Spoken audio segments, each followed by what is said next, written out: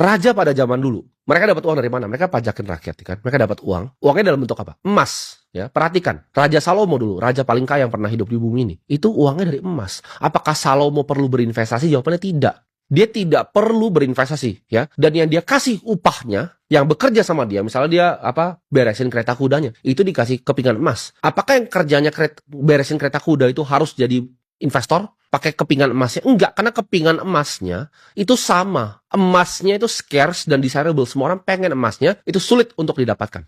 Jadi kalau lu punya profesi di zaman dulu, lu mau raja, lu mau tukang benerin kereta kuda, lu mau jadi koki, semuanya itu dapat emasnya sama. Emasnya ini nggak perlu diapa-apain lagi, bisa disimpan di bawah bantal. Karena akhirnya emas itu jadi langka, para bankir-bankir di zaman Eropa ini mikir, ya, karena bisa dirampok nih kalau pakai emas, mereka bikin IOU, kertas yang bukti kepemilikan emas. Nah, ini yang jadi sistem sekarang sampai 1971. Jadi ketika kertas itu diperdagangkan, itu kan janji bahwa kertas ini memiliki emas di bank, kan. Kertasnya ini adalah hutang, ya.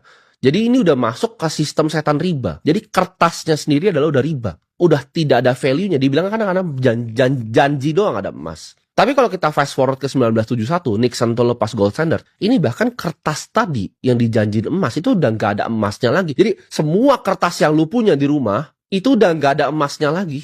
Yang lebih parah lagi sana cuma digit, ya kan, di rekening lu. Digit, nggak perlu dicetak lagi bahkan. Ketik aja udah. Disinilah menurut gua perbudakan sebenarnya itu dimulai.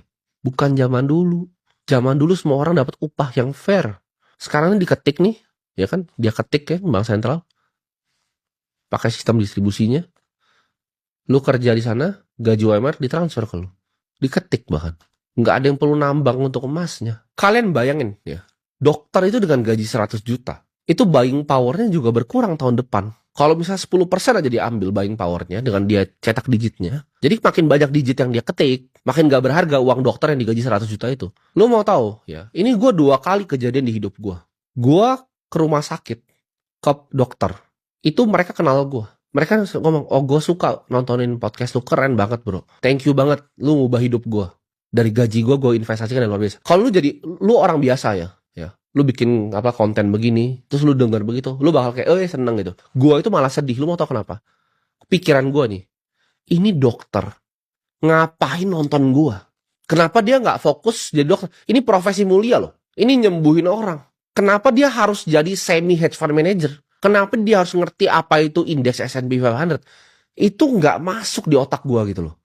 Lu dokter gitu loh, tapi dia harus begitu, karena dia tahu kalau dia nggak begitu, gajinya jadi 0. Nah, lu bayangin buru-buru yang gak tahu ini.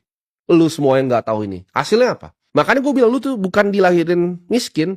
Lu main di sistem yang dicurangin dari atas sampai bawah.